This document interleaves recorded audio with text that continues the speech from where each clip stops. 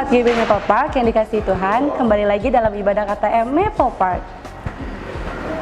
Kami berharap seluruh jemaat yang menonton tayangan ini dapat merasakan hadirat Tuhan dalam firman yang disampaikan oleh hamba-Nya. Untuk mengetahui updatean terbaru kegiatan GBI Maple Park, Bapak Ibu jangan lupa subscribe, like, comment, and share kepada saudara dan kerabat kalian. Selamat beribadah, Tuhan Yesus memberkati. Shalom Maple. Shalom. Mari beri yang terbaik malam hari ini buat Tuhan Yesus. Haleluya.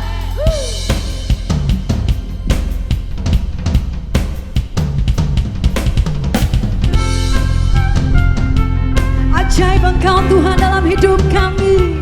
Haleluya.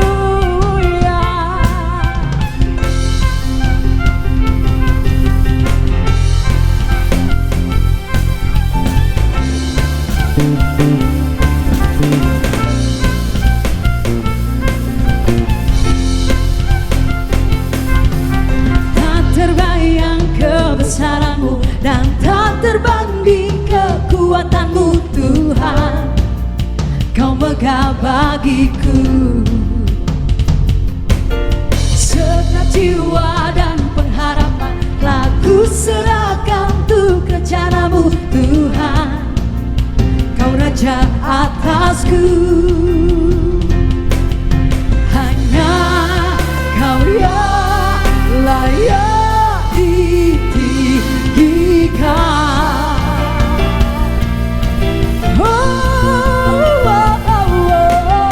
Ajaib Kau Tuhan, agung dan perkasa. Kau sumber kemenanganku, layak berkuasa, memberi tas nama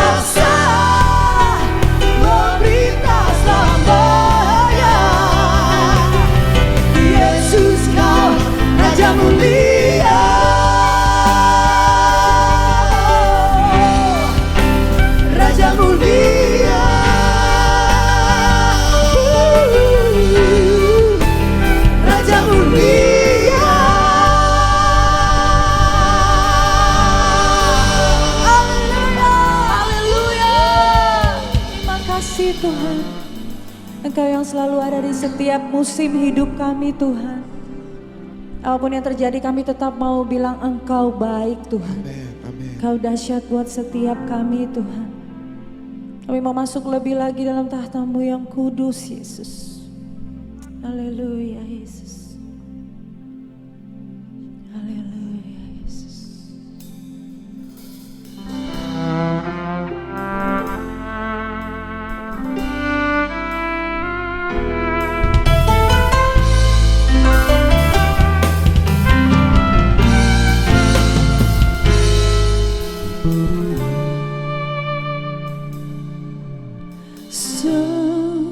Musim berlalu, namun Kau selalu peliharaku.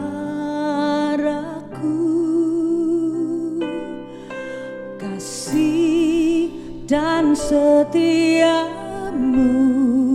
tak pernah layu di hidupku. Lebih luas dari samudra, kebaikan-Mu Bapa takkan habis di hidupku. Lebih tinggi dari cakrawala, tak terbatas kasih-Mu. Sungguh ku bersyukur. Inilah kerinduan kami Tuhan. Semusim berlalu, namun Kau selalu peliharaku. Kasih dan setia-Mu tak pernah layu di hidup. Mari sekali lagi kita katakan, semusim berlalu, namun Kau selalu peliharaku. Kasih dan setia-Mu tak pernah layu di hidupku. Lebih luas dari samudra, kebaikan-Mu Bapa takkan habis di hidupku. Lebih tinggi dari cakrawala, tak terbatas kasih-Mu. Sungguh ku bersama-sama sembah Dia. Hanya Engkau yang layak kami puji. Terima kasih Tuhan buat penyertaan-Mu di setiap musim hidup kami. Thank you Jesus.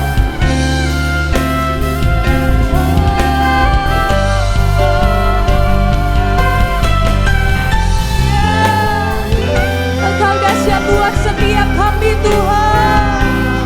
Haleluya.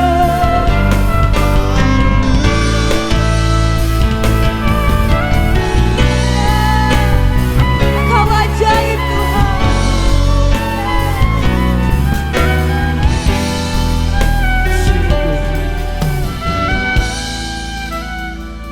Lebih luas dari samudra, kebaikan-Mu Bapa takkan habis di hidupku. Lebih tinggi dari cakrawala, tak terbatas kasih-Mu. Sungguh ku bersyukur. Haleluya.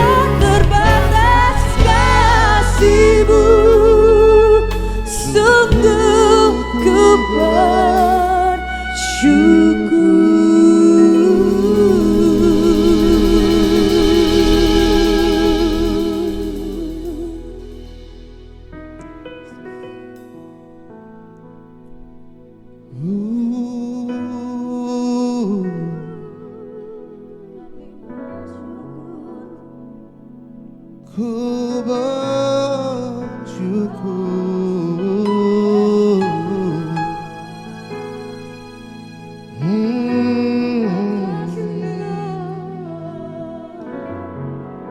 Kami pandangkan, ku mengangkat wajahku, memandang keindahan-Mu, Yesus. Syukur bagi kesetiaan-Mu di sepanjang hidupku. Dan ku angkat tanganku ke tahta kasih dan karunia-Mu. Tak sekalipun Kau tinggalkanku, Yesus sahabatku.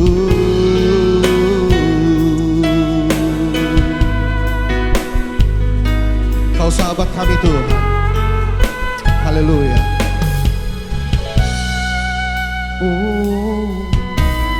Betapa ajaib dan dahsyatnya Tuhan kejadianku.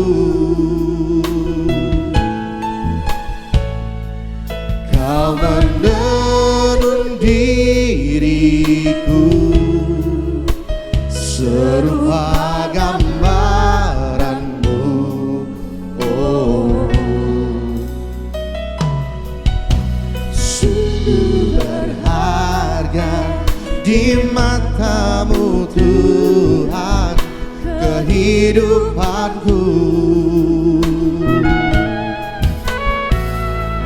Kau membawa hatiku mendekat erat dengan hati-Mu.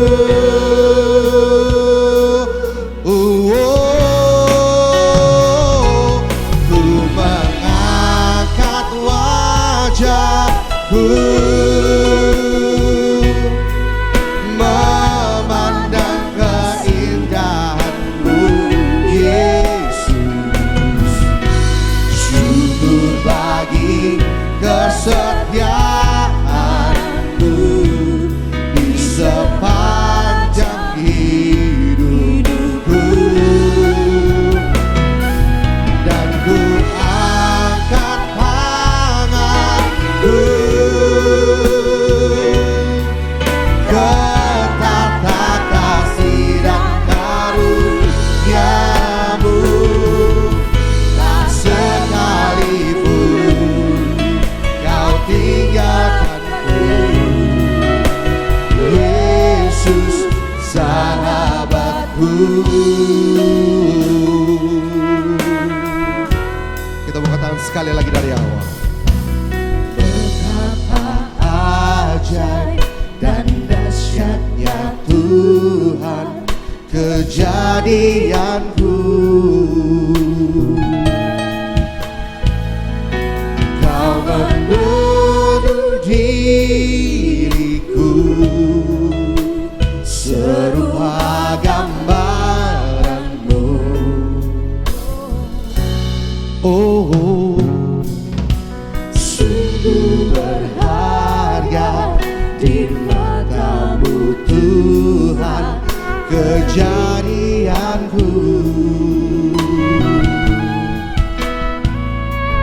Kau membawa hatiku mendekat erat dengan hati-Mu.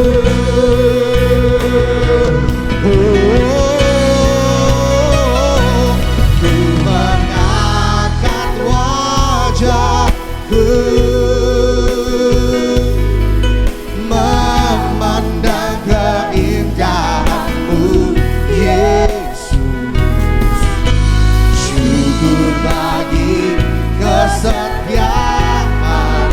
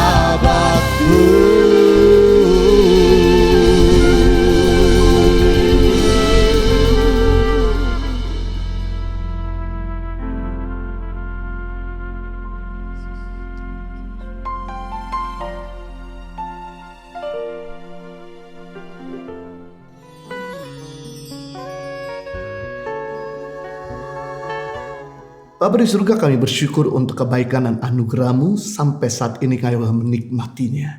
Kalau Tuhan sudah menyertai sampai sejauh ini, kami gak usah khawatir menatap hari esok. Rencana yang baik bukan kecelakaan, damai sejahtera yang Kau siapkan bagi kami mengasihi-Mu. Berbicara saat ini melalui firman-Mu, biar melalui firman-Mu kami beroleh kekuatan, iman kami bertumbuh dan cara pandang kami boleh berubah. Demi nama Yesus kami berucap syukur, kita semua yang siap diberkati, sama-sama katakan amin. Salam damai sejahtera buat kita semua. Suatu kehormatan boleh menyampaikan firman Tuhan. Kalau kita semua senang dengan sebuah judul khotbah, saya mau beri judul khotbah dengan tema tetap produktif di masa pandemi COVID-19. Dunia sebagian besar melockdown rakyatnya, membuat rakyat harus bekerja dari rumah, beribadah di rumah, bahkan juga sekolah dari rumah. Tapi jangan sampai membuat potensi dan kemampuan kita pun ikut terlockdown. Karena kehendak Tuhan dalam kehidupan kita bukan statis, tapi kehendak Tuhan dalam kehidupan kita dinamis. Kehendak Tuhan dalam kehidupan kita bukan selalu sama. Kehendak Tuhan dalam kehidupan kita terus naik. Ada 3 tujuan Tuhan memberikan kemampuan atau talenta atau potensi dalam kehidupan kita sejak kita lahir. Yang pertama, tujuan Tuhan memberikan skill atau kemampuan atau potensi agar kita bisa mencari nafkah. Dan kalau saudara IT, saudara bisa mencari nafkah. Dengan kalau saudara dagang, saudara bisa mencari nafkah. Dengan kalau saudara musik, bernyanyi, saudara bisa mencari nafkah. Dengan kalau saudara masak, saudara bisa mencari nafkah. Tujuan kedua, Tuhan memberikan talenta atau kemampuan ketika kita lahir di dunia ini, supaya kita bisa berdiri di atas kaki kita sendiri. Gak perlu jadi benalu, gak perlu jadi parasit. Untuk sementara waktu, kita masih disupport orang tua karena kita masih sekolah, it's okay. Untuk sementara waktu kita masih disupport sama orang lain, mungkin kita baru saja bangkrut, it's okay. Tapi ingat, bukan untuk selalu atau selamanya orang support kita. Itu sebabnya Tuhan memberikan talenta supaya kita bisa berdiri di atas kaki kita sendiri dan tidak perlu membebankan orang lain. Yang ketiga, tujuan Tuhan memberikan potensi atau talenta agar kita bisa memberkati orang lain. Dengan kalau saudara masak, saudara bisa ngajar orang, sehingga akhirnya ibu-ibu bisa masak lebih nyaman lagi, membuat keluarga lebih bahagia untuk tinggal di rumah. Dengan kalau saudara dagang, saudara bisa ngajar orang, akhirnya orang tersebut bisa punya lapangan pekerjaan. Dengan kalau saudara IT, communication atau bahasa, saudara bisa ngajar orang, sehingga orang tersebut bisa punya posisi yang lebih baik. Saudara bisa bayangkan apa yang terjadi jika talentamu dikembangkan, potensimu diperbesar, maka yang terjadi nafkahmu semakin besar. Kita bisa berdiri di atas kaki kita sendiri dan kita bisa jadi berkat buat lebih banyak lagi orang lain.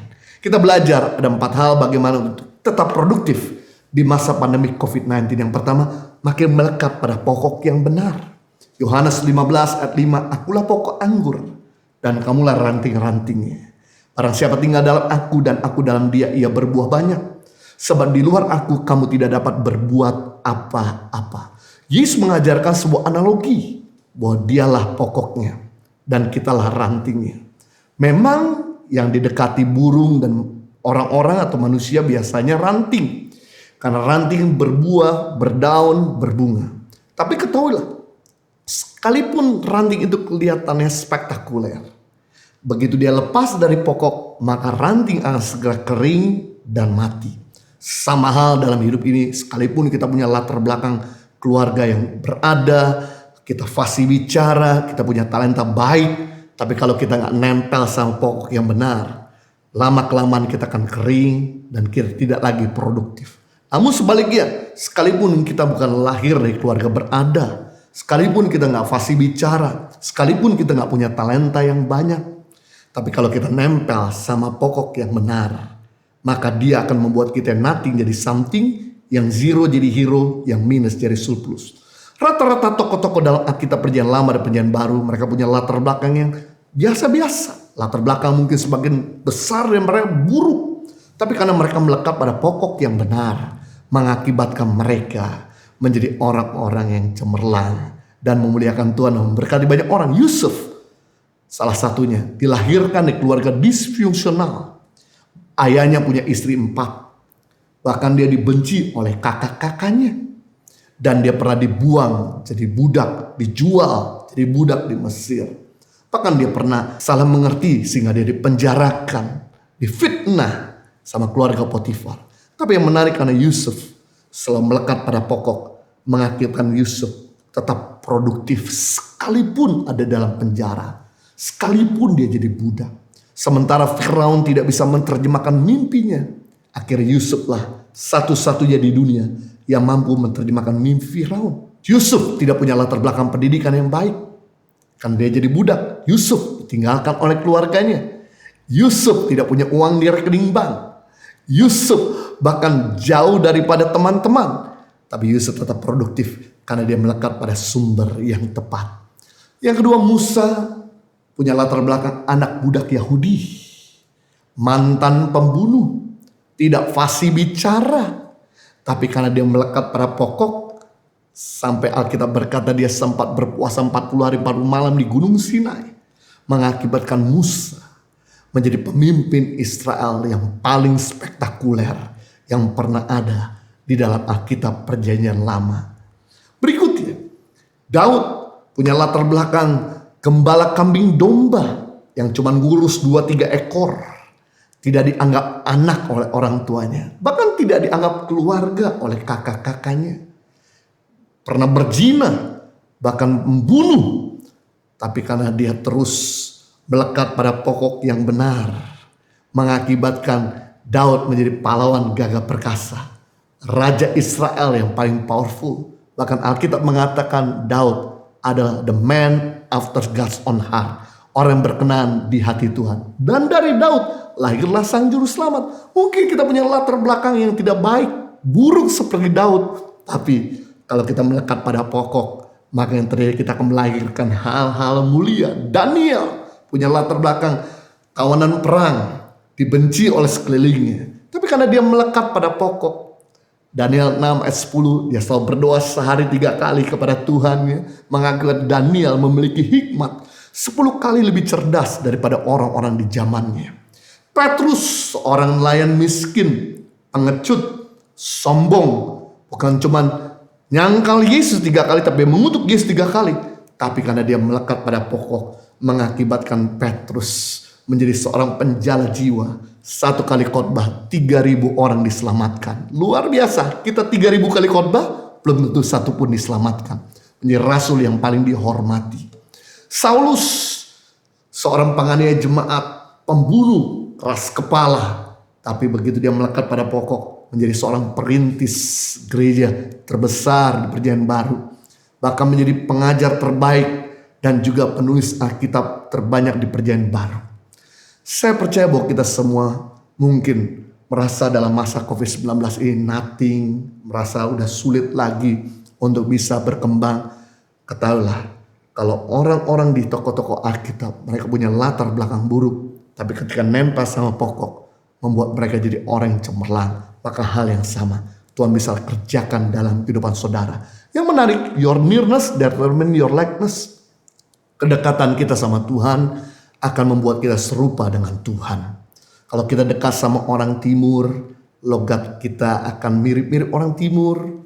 Kita suka makanan timur, bahkan kita juga mengerti bercandanya orang timur. Sebaliknya kalau kita dekat sama orang barat, kita mulai mengerti bahasa barat, kita mulai mengerti budaya barat, kita juga mulai mirip dengan orang-orang barat. Sebaliknya begitu kita dekat sama Tuhan, tanpa kita sadari, maka gaya kita berpikir, gaya kita bertingkah laku, gaya kita berkata-kata akan mirip seperti Yesus Kristus Tuhan kita. Sehingga kita tidak lagi jadi batu sandungan, tapi jadi berkat buat orang lain. Yang kedua, bagaimana untuk kita tetap produktif di masa pandemi COVID-19? Cepat menjadi pelaku firman Tuhan. Matius pasal 7 ayat 24 sampai 27. Setiap orang yang mendengar perkataanku ini dan melakukannya, ya sama dengan orang yang bijaksana yang mendirikan rumahnya di atas batu. Kemudian turunlah hujan, datanglah banjir, lalu angin melanda rumah itu, tapi rumah itu tidak rubuh sebab didirikan di atas batu. Tapi setiap orang yang mendengar perkataanku ini dan tidak melakukannya, ya sama dengan orang bodoh yang mendirikan rumahnya di atas pasir. Kemudian turunlah hujan, datanglah banjir, lalu angin melanda rumah itu, sehingga rubuhlah rumah itu dan hebatlah kerusakannya. Yesus mengajarkan ada dua jenis murid yang mengikuti dia. Yang pertama, murid yang bijaksana adalah murid yang mendengar firman Tuhan dan segera melakukannya. Ya sama dengan orang yang membangun rumah di atas batu. Ketika datang angin, hujan, dan juga banjir, rumah itu kokoh berdiri. Kemudian murid yang kedua adalah murid yang bodoh. Sama dengan orang yang mendengar firman Tuhan dan tidak melakukannya. Ya seperti orang yang membangun rumah di atas pasir. Datanglah banjir, datanglah hujan, datanglah angin. Maka rubuhlah rumah tersebut dan hebatlah kerusakannya. Ketika rumah ini terbangun, dua-dua kelihatan spektakuler. Dua-dua kelihatan elegan, kelihatan megah. Kita gak pernah tahu materialnya terbuat dari apa sampai datang musibah. Yang pertama yaitu hujan, tekanan atau masalah dari atas. Yang kedua yaitu banjir, tekanan atau masalah dari bawah. Yang ketiga angin, itu masalah dari sekeliling, depan, belakang, kiri dan kanan. Ketika datang musibah dari atas, dari sekeliling dan dari bawah, maka kita bisa melihat rumah yang didirikan di atas batu tetap solid, tapi rumah yang didirikan di atas pasir langsung hancur dan hebatlah kerusakannya. Kita gak pernah tahu COVID ini kapan berakhir. Karena vaksin sampai hari ini masih belum bisa ditemukan. Kenapa disebut COVID-19?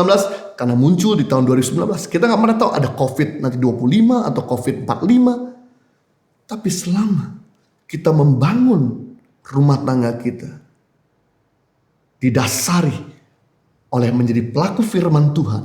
Kita membangun bisnis kita, organisasi kita, pelayanan kita, dengan kita bukan cuma suka mendengar firman, tapi jadi pelaku firman Tuhan, maka kita akan teguh berdiri. Semua perintah yang disampaikan pada kita semata-mata bukan untuk keuntungan Tuhan, tapi untuk keuntungan kita.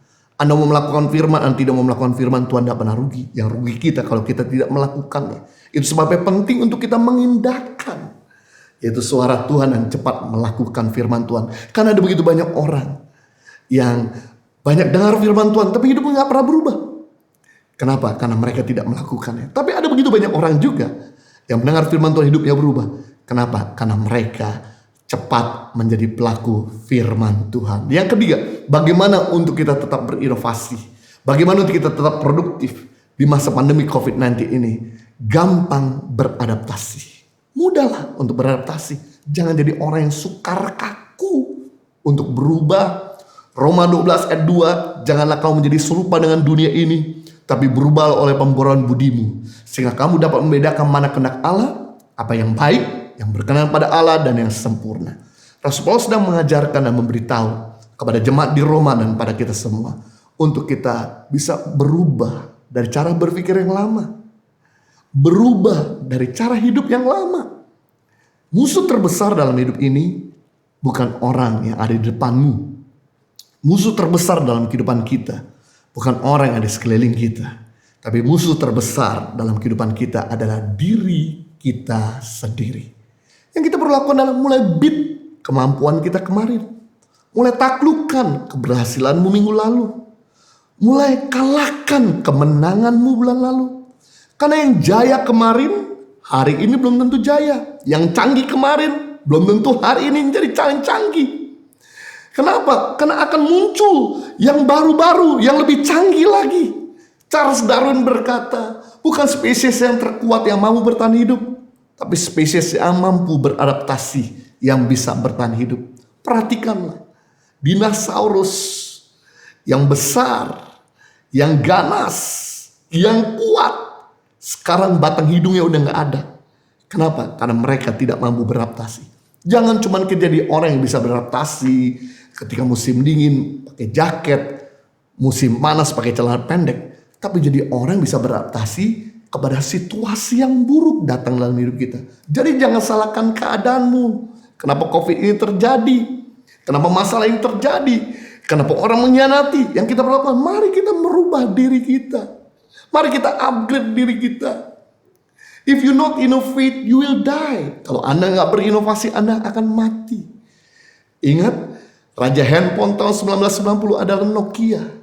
Tapi karena Nokia nggak mau ngebit kemampuan dan keberhasilan yang kemarin, akhirnya mulai dikalahkan di tahun 2000 oleh BlackBerry. BlackBerry merasa nyaman, nggak mau lagi ngebit kemampuannya yang kemarin. Akhirnya sekarang ditelan oleh iOS dan Android. BlackBerry dan Nokia hanya cuma bisa menangis. Lihat gambar di sebelah saya ini. Di mana tahun 2010 ada seorang pilot yang menerbangkan helikopter dan juga ada temannya yang sedang shoot dengan kameranya sebuah kota dari atas. Tapi 10 tahun kemudian diganti dengan drone. Akibatnya pilotnya kehilangan pekerjaan hari ini dan kameramen pun kehilangan pekerjaan. Jangan salahkan teknologi, jangan salahkan keadaan. Yang kita perlu lakukan mulai belajar untuk beat kemampuan kita kemarin. Keberhasilan itu bukan tujuan. Keberhasilan merupakan sebuah proses. Yang kita perlu lakukan adalah mari berjuang dan berpikir keras, mengupgrade diri terus untuk bisa terus beradaptasi. Setiap hari, setiap minggu, setiap bulan untuk bisa berjuang. Teman-teman saya, pemilik pabrik di Bandung dan di Solo, ketika masa pandemi COVID-19, pabrik tekstilnya harus tutup, sedangkan dia harus tetap harus bayar karyawan. Sebagai anak Tuhan, dia mau terus bertanggung jawab untuk membayar karyawannya. Tapi dia tidak bisa tinggal diam. Yang dia perlu lakukan adalah dia berdoa kepada Tuhan untuk minta hikmat apa yang dia lakukan. Sambil menganalisis di mana perusahaan-perusahaan apa saja sedang booming dalam waktu-waktu ini. Dan kemudian dia lihat ternyata perusahaan APD sedang booming. Dia rubah total dari perusahaan tekstil jadi perusahaan APD. Dan sekarang penjualannya booming dan menolak begitu banyak klien.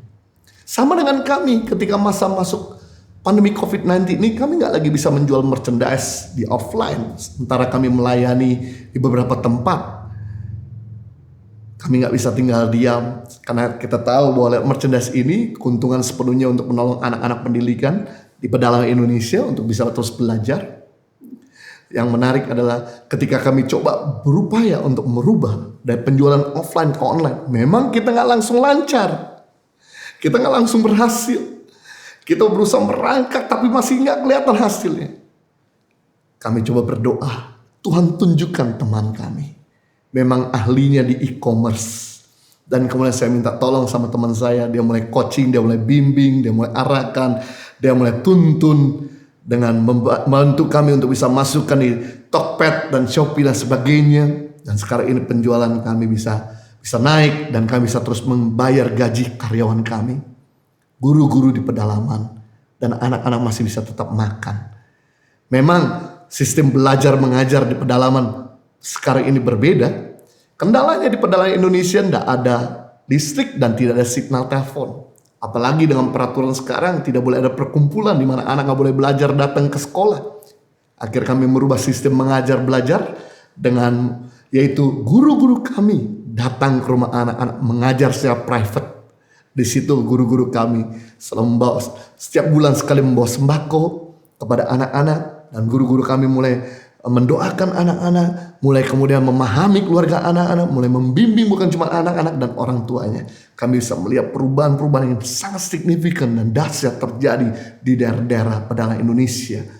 Saya percaya bahwa kita semua kalau kita mulai bisa beradaptasi dan mulai bisa mengupgrade diri, ini manfaatnya bukan cuma untuk kita, tapi manfaatnya untuk begitu banyak orang lain. Grow is painful, change is painful. But nothing is painful, it stands stuck somewhere you don't belong. Berubah memang melukai, bertumbuh memang menyakitkan. Tapi tidak ada yang lebih menyakitkan kalau kita tinggal dalam keadaan yang sama. Jadi yang kita perlu lakukan, ayo jangan tinggal dalam keadaan yang sama. Jangan seperti BlackBerry, jangan seperti Nokia, jangan seperti tadi pilot dan kameramen. Mari kita belajar untuk kita upgrade supaya bukan cuma kita diberkati. Lewat kita memberkati banyak orang lain. Amazing. Yang keempat, bagaimana kita tetap produktif di masa pandemi COVID-19 ini? Jangan berhenti untuk menolong orang lain.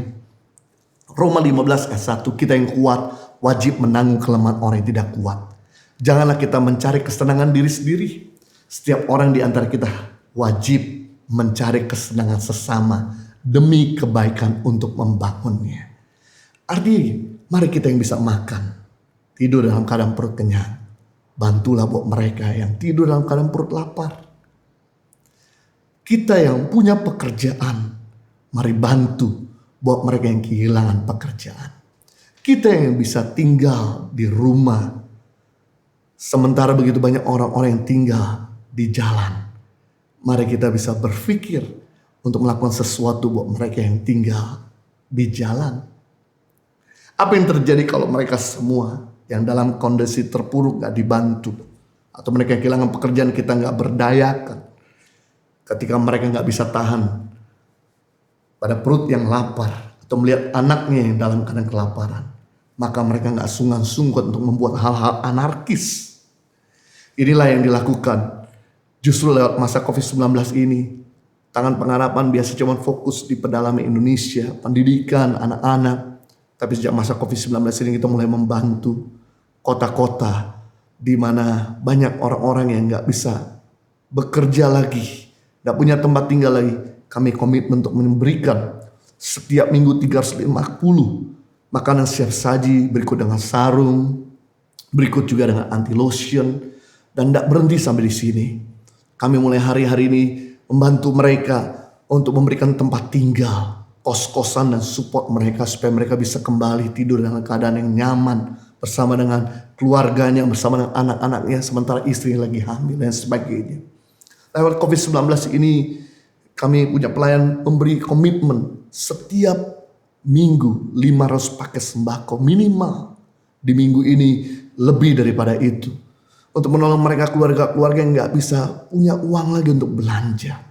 Begitu banyak supir-supir taksi, bahkan supir-supir angkot, juga pemulung-pemulung, mereka-mereka yang kehilangan pekerjaan menangis, menerima bantuan yang mereka terima, yang notabene mungkin kalau di musim sebelum krisis biasa, tapi di musim krisis ini bantuan sederhana yang kita berikan begitu berarti, membuat mereka menangis dan bersyukur kepada Tuhan. Ada 4D yang kita bisa lakukan kepada orang-orang. D yang pertama doa, D yang kedua daya, D yang ketiga dana, D yang keempat data. Doa buat mereka yang memang udah gak bisa buat apa-apa lagi. Buat mereka yang ada di ranjang atau buat mereka yang sudah usia, wajib mereka untuk bisa memberkati orang dengan doa. Atau buat kita yang sekarang gak punya tenaga dan gak punya uang. Kadang-kadang Anda berpikir, bagaimana saya bisa bantu orang lain? Bagaimana saya bisa tolong orang yang sementara yang lain menolong? Saya jadi seperti bangsa-bangsa. No. Jangan berpikir demikian. Anda bisa melakukan kontribusi Anda dengan mendoakan mereka yang sakit supaya sembuh. Mendoakan mereka yang mengalami beban berat supaya beban mereka ringan. Dengan demikian Anda sudah jadi berkat. Yang kedua, daya, volunteer. Buat saudara yang ada tenaga, mungkin Anda nggak punya uang banyak, Anda bisa kontribusi lewat tenaga saudara. Yang menarik, volunteer ternyata bisa meningkatkan kesehatan dan sukacita dalam diri orang-orang yang melakukannya kepada orang yang membutuhkan. The Health and Retirement Study terhadap hampir 13.000 partisipan berkesimpulan volunteer sangat bermanfaat buat kesehatan. Para pensiun yang melakukan kerja sosial sekitar 2 jam per minggu cenderung memiliki kesehatan fisik dan mental lebih baik. Bahkan angka kematiannya lebih rendah.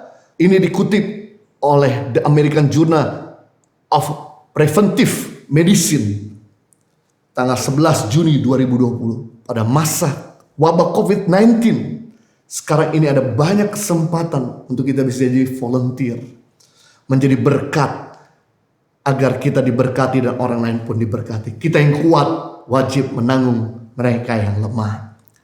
Dan yang ketiga yaitu dana.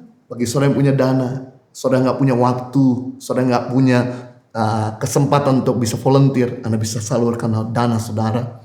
Dan yang keempat, data, yaitu skillmu, ilmumu bisa dibagikan dengan cuma-cuma untuk membantu mereka, mengajar masak yang baik, mengajar jualan e-commerce lewat media sosial, mengajar mereka bagaimana cara dagang yang baik dan sebagainya. Dengan demikian, yang menarik adalah bukan cuman kita diberkati, tapi hidup kita akan memberkati banyak orang. Ayat terakhir Matius 5:7, berbahagia orang yang murah hatinya, karena mereka akan beroleh kemurahan. Yang menarik, murah hati berarti jaminan keamanan finansial di musim krisis. Karena orang yang murah hati beroleh kemurahan. Orang yang melepaskan anugerah, surga akan melepaskan anugerah. Tapi orang yang menahan anugerah, surga akan menahan anugerah. Saya kaget di musim pandemi COVID-19 ini, di mana ketika bagian keuangan berkata, Pak, ini kalau kita teruskan untuk memberi 500 paket sembako dan 350 makanan siap saji, maka dana cadangan kita akan habis 1 minggu 2 minggu ke depan. Gimana? Apakah kita teruskan atau kita hentikan? Saya bilang lanjutkan, karena kebutuhan begitu banyak.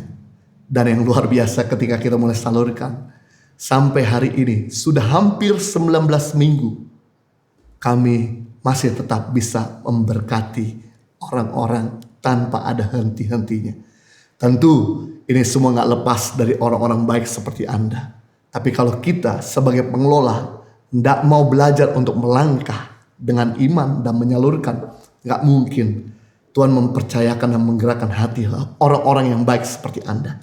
Mari, kalau sampai hari ini tangan pengharapan kita bisa terus menyalurkan sampai harus ratusan juta yang kami pikirkan, maka hal yang sama, kebutuhanmu yang hanya cuma puluhan juta, Tuhan sanggup untuk segera cukupkan. Tuhan Yesus memberkati. Bapa di surga, kami bersyukur untuk kebenaran firman-Mu yang telah menginspirasi dan memberkati kami. Kami menyadari bahwa kami harus tetap bisa produktif di masa-masa kami gak pernah tahu sampai kapan kami bisa kembali back to normal. Tapi hari ini kami belajar untuk kami tetap produktif dengan makin melekat pada Tuhan, jadi terus pelaku firman-Mu, bahkan mudah beradaptasi. Dan yang keempat, untuk kami terus sukacita dalam menolong orang lain. Ketika kami melakukan keempat hal ini, maka kami akan melihat rumah tangga kami makin bahagia, bisnis kami makin mengganda, karir kami makin meningkat, pelayan kami makin berdampak, kesehatan kami makin prima, berjalan from glory to glory, success to success, victory to victorious. Demi nama Yesus, haleluya, amin. Gembala GBI Maple Park dan seluruh pengerja mengucapkan terima kasih atas pelayanan hambanya pada ibadah KTM hari ini. Kiranya Tuhan Yesus memberkati. Shalom jemaat yang dikasihi Tuhan, mari kita saksikan kegiatan GBI Maple Park dalam sepekan ini. Ibadah online Rayon 1 Day pada hari Minggu 16 Agustus 2020 akan dilayani oleh Pastor Niko Nyoto Raharjo disertai perjamuan kudus. Diharap para jemaat mempersiapkan roti dan anggur. Premier pukul 6 pagi di YouTube channel Rayon 1 Day.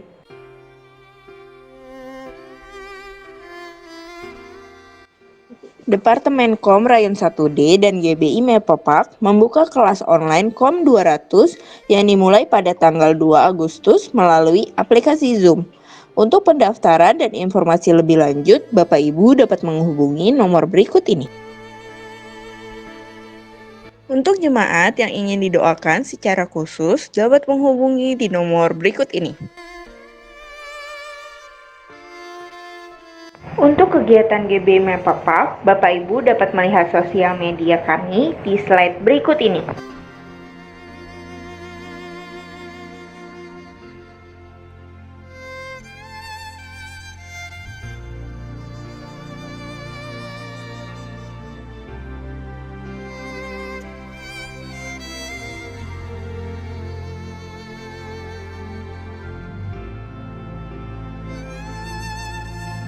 Bagi jemaat yang ingin memberikan persembahan, dapat mentransfer ke nomor rekening BCA berikut ini. Demikianlah informasi kegiatan GBI Mepopak dalam sepekan ini. Kami dan segenap kru yang bertugas mengucapkan terima kasih atas perhatiannya. See you next week and God bless you. Mari kita satu dalam doa. Bapa, kami ucap syukur Tuhan untuk kebenaran firman Tuhan yang sudah ditabur pada malam hari ini. Biar firman Tuhan ini boleh ditabur di dalam hati kami yang subur Tuhan, berbuah-buah berkali-kali lipat, 30, 60, bahkan 100 kali lipat Tuhan. Biar Tuhan pakai lebih lagi Tuhan, kami semua Tuhan, terutama hamba-Mu yang sudah menyampaikan isi hati-Mu pada malam hari ini. Berkati hamba-Mu berlimpah-limpah, baik dalam pelayanan dan keluarga hamba-Mu Bapa. Engkau pakai lebih lagi Tuhan, biarlah hamba-Mu ini boleh jadi saluran berkat bagi banyak orang ya Tuhan Yesus. Terima kasih Bapa, berkati juga jemaat Tuhan yang sudah mengikuti ibadah online pada malam hari ini.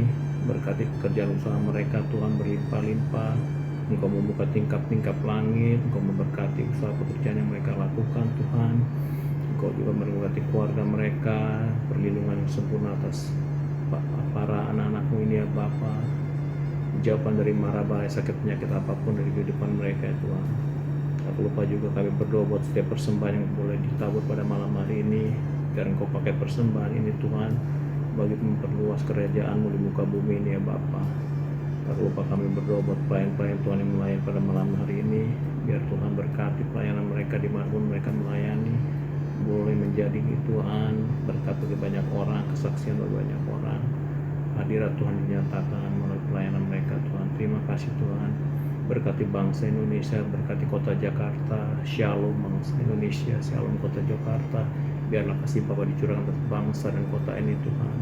Belas kasihan Tuhan dicurahkan atas bangsa dan kota ini. Pemerintahan bangsa ini berkati dari pusat hingga daerah. Bapak Presiden, Wakil Presiden, para pejabat semua. Biarlah mereka boleh memimpin bangsa ini dengan roh yang takut akan Tuhan. Hikmat Allah dicurahkan mereka semua Tuhan, sehingga mereka Tuhan boleh bangsa ini Tuhan, sehingga bangsa ini boleh bangkit menjadi terang Tuhan. Terima kasih Bapa, terima kasih Tuhan Yesus. Inilah doa-doa kami Tuhan, sebelum kami berpisah kami menerima berkat daripada-Mu Tuhan. Biarlah berkat yang sempurna dari Allah Bapa di surga, di dalam anak tunggal Tuhan kita Yesus Kristus, dan di dalam persekutuan yang manis dan Roh Kudus senantiasa menyertai kita mulai malam hari ini bahkan sampai Maranatha. Tuhan Yesus datang menjemput kita di awan-awan yang permai. Mari kita yang percaya dan diberkati Tuhan bersama katakan amin.